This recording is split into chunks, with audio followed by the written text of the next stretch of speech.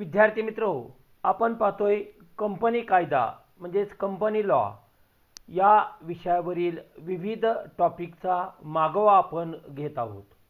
या आपल्या कंपनी कायदा सिरीजमध्ये प्रामुख्याने आपण कंपनी निर्मितीपासून ते भाग आणि भाग भांडवल या पर्यंत संपूर्णतः माहिती अभ्यासलेली होती। या माहितीतलाच पुढचा भाग म्हणजेच भागावरील हप्ते मागणी किंवा कॉल्स ऑफ शेअर्स या टॉपिकचा आपण मागोवा आज घेणार आहोत। एकंदरीत 9 भाग आपण आतापर्यंत अभ्यासलेले आहेत। आज आपण 10वा भाग पाहणार आहोत। विद्यार्थी मित्रो, मी डॉक्टर किशोर जगताप, माझ्या या यूट्यूब चॅनलमध्ये आपणा सर्वांचं स्वागत।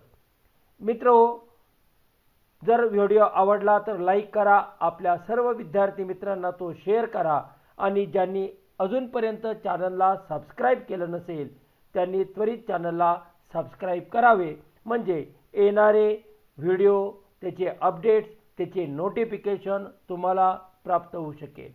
तर विद्यार्थी मित्रांनो, चला पाहूया आपण भागावरील हप्ते मागणी म्हणजेच कॉल ऑन शेअर्स। कंपनीला आवश्यक असलेले भांडवल कंपनी आपल्याजवळील भागांची विक्री करून उभारीत असते, परंतु कंपनी भागांची सर्व रक्कम एकाच हप्त्यात वसूल करीत नाही। कंपनीला भांडवलाची गरज ज्या प्रमाणात लागेल त्या प्रमाणात कंपनी भागावरील रकमेची मागणी भागधारकांकडून करीत असते। भागावरील रकमेची मागणी करताना अर्जदाराला भाग मागणी शुल्क भरावयास कंपनी सांगत असते। मागणीनुसार भागांचे वाटप केल्यावर भाग मागणी अर्जदाराकडून भाग वाटप शुल्क कंपनी जमा करते व त्यानंतर भागावरील उरलेली रक्कम म्हणजेच सुरुवातीला भाग मागणी शुल्क, शेअर ॲप्लिकेशन मनी, त्यानंतर भाग वाटप शुल्क, शेअर अलॉटमेंट मनी हे मागवल्यानंतर कंपनी भागावरील उर्वरित रक्कम म्हणजेच कॉल भाग मागणी अर्जदाराकडून म्हणजेच भागधारकाकडून मागवित असते। भागावरील अद्याप न दिलेल्या रकमेची कंपनीने भागधारकाकडे मागणी केल्यास ती वेळेवर देण्याची भागधारकाची कायदेशीर जबाबदारी असते। भागावरील न दिलेली रक्कम केव्हाही मागणे हा कंपनीचा हक्क असतो, तर मागितलेली रक्कम विशिष्ट मुदतीत देणे हे भागधारकाचे कर्तव्य असते। कंपनी कायद्यातील तरतुदीनुसार भागावरील रक्कम देणे हे भागधारकाचे लायबिलिटी म्हणजेच देणे असते। काही वेळा भागावरील रक्कम देण्याबाबत कंपनीची नियमावली सभासदांना हप्ते ठरवून देत असते। हे हप्ते ठराविक रकमेचे असतात व ते ठराविक मुदतीत भरावयाचे असतात। भागावरील रकमेची मागणी करण्याचा अधिकार कंपनी कायद्याने आणि नियमावलीने कंपनीच्या संचालक मंडळाला दिलेला असतो। इथे आपल्याला पाहता येईल भागावरील हप्ते मागणी आपण उदाहरणादाखल 4 टप्प्यात घेतलेली आहे। उदाहरणार्थ 100 रुपयाचा जर एक भाग असेल तर भाग मागणी शुल्क 25 रुपये, भाग वाटप शुल्क म्हणजे शेअर अलॉटमेंट मनी 25 रुपये, मागणीचा पहिला हप्ता म्हणजेच फर्स्ट कॉल मनी 25 रुपये असे 75 मागवलेले आहेत। आता उरलेले 25 हा शेवटचा हप्ता म्हणून कंपनी मागवू शकते। थोडक्यात शेअर ॲप्लिकेशन मनी, शेअर अलॉटमेंट मनी, शेअर फर्स्ट कॉल आणि शेअर फायनल कॉल अशा पद्धतीने कंपनी भागावरील हप्त्याची मागणी भागधारकाकडून करीत असते। भागावरील हप्ते मागणीच्या ज्या कायदेशीर अटी आहेत, legal provision regarding calls on share, ते पुढील प्रमाणे सांगता येईल. पहिला भाग, संचालक मंडळ. हप्ते मागणी संचालक मंडळाला केली पाहिजे. याचा अर्थ संचालक मंडळाला भागावरील हप्त्याची मागणी करण्याचा अधिकार हा कंपनीने दिलेला असल्यामुळे संचालक मंडळ हप्ते मागणी करीत असते. दुसरी तरतूद किंवा अट, मागणीची रक्कम जास्तीत जास्त भागांच्या दर्शनी किमतीच्या 25% इतकी मागणीची रक्कम असावी. दोन मागणीमधील मागणीचे अंतर हे किमान 1 महिन्याचे असले पाहिजे.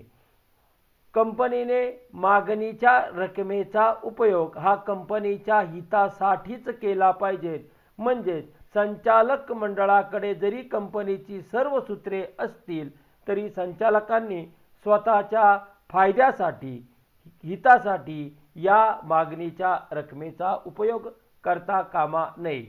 त्यानंतरची अट आहे, एकाच प्रकारच्या भागावरील हप्ते मागणीची रक्कम व मुदत ही एकसारखीच असली पाहिजे, त्यामध्ये भिन्नता असू नये.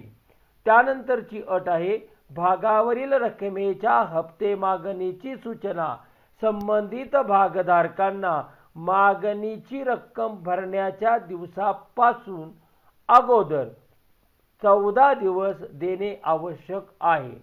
भागावरील रकमेची मागणी रद्द करण्याचा किंवा तहकूब करण्याचा सर्वस्वी अधिकार कंपनीच्या संचालक मंडळाला आहे. भागावरील रक्कम मुदतीत भरली नाही तर त्या रकमेवर भागधारकाकडून कंपनी 5% दराने व्याज आकारू शकते. परंतु एखाद्या भागधारकाने भागावरील हप्त्याची आगाऊ रक्कम भरली तर मात्र कंपनी त्या भागधारकाला 6% दराने त्यावर व्याज देऊ शकते. एकच भाग धारण करणारे संयुक्त भागधारक असतील तर भागावरील मागणी हप्त्याची रक्कम भरण्यास ते दोघेही स्वतंत्र तसेच संयुक्त जबाबदार असतात. भागावरील हप्ता मागणी जर एखाद्या भागधारकाने जर भरलेला नसेल तर त्या भागधारकास मतदानाचे अधिकार प्राप्त होत नाही. त्याचप्रमाणे भागावरील हप्ता मागणीची रक्कम एखाद्या भागधारकाने जर भरलेली नसेल तर त्याला त्याचे भाग दुसऱ्याला हस्तांतरित करता येत नाही. हे भागधारकाबद्दल सर्व माहिती झालेली आहे. आता संचालक पद धारण करण्यासाठी संचालकांना देखील पात्रता भाग खरेदी करावे लागतात. या पात्रता भागावरील रक्कम देखील संचालकांना भरणं आवश्यक आहे. संचालकाकडे अशी त्यांच्या पात्रता भागावरील रकमेची मागणी कंपनीने केली असल्यास 6 महिन्याच्या आत संचालकांना ही रक्कम कंपनीकडे जमा केली पाहिजे, अन्यथा त्यांचे संचालक पद रद्द होऊ शकते. या झाल्या भागावरील हप्ते मागणीच्या कायदेशीर तरतुदी किंवा अटी. भागावरील हप्ते मागण्याची जी कार्यपद्धती आहे ती 6 टप्प्यामध्ये आहे. हप्ते मागणीचा सर्वस्वी अधिकार संचालक मंडळाला असल्यामुळे संचालक मंडळाची सभा आयोजित करून त्यामध्ये भाग हप्ते मागणी समितीची नेमणूक करून त्याद्वारे सभासदांकडून म्हणजेच भागधारकांकडून हप्ते मागणी करू शकते. या दरम्यानच्या कालावधीमध्ये सभासद नोंदवही आणि भाग हस्तांतर नोंदवही बंद ठेवली जाते, कारण हप्ते मागणीच्या कालावधीमध्ये कोणत्याही प्रकारे एक सभासद आपले भाग दुसऱ्या सभासदाला अथवा व्यक्तीला अथवा एखाद्या कंपनीला हस्तांतर करू शकत नाही. ज्यांच्याकडून हप्ते मागवायचे आहेत अशा भागधारकांची एक यादी तयार केली जाते. त्यामध्ये अनुक्रमांक, त्यांचं नाव, पत्ता, व्यवसाय, त्यांनी धारण केलेल्या भागांची संख्या, त्यांनी एकंदरीत भागावर आत्तापर्यंत भरलेली रक्कम आणि भाग मागणीपोटी त्याने भरावयाची रक्कम या संबंधीची सगळी माहिती या भाग हप्ते मागणी यादीमध्ये दिलेली असते. त्यानंतर या यादीवरून कंपनी चिटणीस संचालक मंडळाच्या आदेशानुसार भाग हप्ते मागणी पत्रक किंवा पत्रे तयार करतो व संबंधित सभासदांना त्यांच्या नोंदविलेल्या पत्त्यावर पाठवित असतो. साहजिकच या पत्राच्या आधारे भागधारक आपल्या भागावरील मागणीची रक्कम कंपनीच्या बँकेत ठरवून दिलेल्या निश्चित दिनांकास ठरवून दिलेली निश्चित रक्कम भरीत असतो. म्हणजेच कंपनी त्या रकमेचा स्वीकार करीत असते. हप्ता भरण्याची अंतिम मुदत संपून गेल्यानंतर कंपनी चिटणीस संचालक मंडळाच्या आदेशाप्रमाणे ज्या ज्या भागधारकांनी भागावरील हप्त्यांची रक्कम भरलेली नाही अशा थकबाकीदार भागीदारांची यादी तयार करीत असतो. अशा पद्धतीने भागावरील हप्ते मागणीची कार्यपद्धती आपल्याला थोडक्यात सांगता येऊ शकेल. आता संपूर्णतः थेरॉटिकल भाग अभ्यासल्यानंतर आपल्याला पाहायचे ते म्हणजे मल्टिपल चॉईस क्वेश्चन या टॉपिकवर कसे असू शकतील. पहिला प्रश्न आहे, भागावरील हप्ते मागणीचा अधिकार कायद्याने कोणास प्राप्त झालेला आहे, तर तो आहे संचालक मंडळास. प्रश्न क्रमांक 2, भागावरील हप्ते मागणीची रक्कम भागांच्या दर्शनी किमतीच्या जास्तीत जास्त किती असणं आवश्यक आहे, तर 25% इतकी जास्तीत जास्त असली पाहिजे. प्रश्न क्रमांक 3, कंपनीच्या 2 भाग हप्ते मागणीतील अंतर किमान किती महिन्याचे असावे, तर 2 मागणीमधील अंतर हे किमान कमीत कमी 1 महिन्याचे असावे. प्रश्न क्रमांक 4, संचालक मंडळाने भागावरील हप्ते मागणीच्या रकमेचा उपयोग कशासाठी केला पाहिजे, कसा केला पाहिजे, तर या रकमेचा उपयोग संचालकांनी कंपनीच्या हितासाठीच, कंपनीच्या उपयोगासाठीच, कंपनीच्या उन्नतीसाठीच करणे आवश्यक आहे. ए. प्रश्न क्रमांक 5, कंपनीच्या एकाच प्रकारच्या भागावरील हप्ते मागणीची रक्कम व मुदत कशी असली पाहिजे, तर ती समान असली पाहिजे. थेरॉटिकल भाग पाहत असताना आपण हे सगळे प्रश्न पाहिलेले आहेत. बी. प्रश्न क्रमांक 6, कंपनीने भागावरील रकमेच्या हप्ते मागणीची सूचना भागधारकांना किती दिवस अगोदर देणे आवश्यक आहे, तर 14 दिवस अगोदर देणे आवश्यक आहे. सी. प्रश्न क्रमांक 7, भागधारकाच्या भागावरील रकमेची हप्ते मागणी रद्द किंवा तहकूब करण्याचा अधिकार कोणास आहे, तर तो संचालक मंडळास आहे. ए. प्रश्न क्रमांक 8, जर भागधारकाने दिलेल्या मुदतीत भागावरील हप्त्याची रक्कम भागधारकाने भरली नाही, तर अशा रकमेवर कंपनी किती टक्के व्याज आकारू शकते, तर 5% इतकी व्याज कंपनी आकारू शकते. सी. प्रश्न क्रमांक 9, जर एखाद्या भागधारकाने भागावरील हप्त्याची आगाऊ रक्कम भरली असेल, तर अशा रकमेवर कंपनीने त्या भागधारकास किती टक्के व्याज दिले पाहिजे, तर 6% व्याज दिले पाहिजे. डी.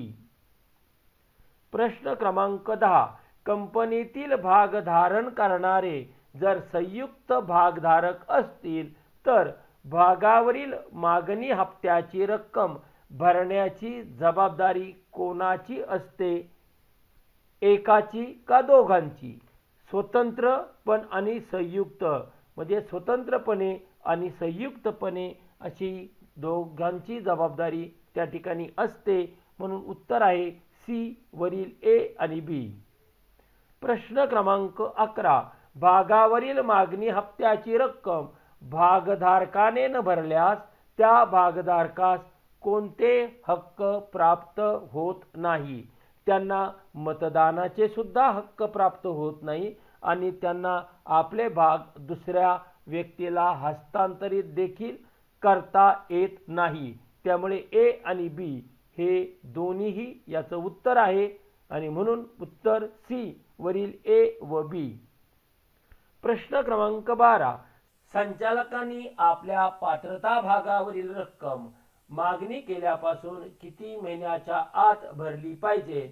तर 6 महिन्याच्या आत भरली पाहिजे. ए. प्रश्न क्रमांक 13.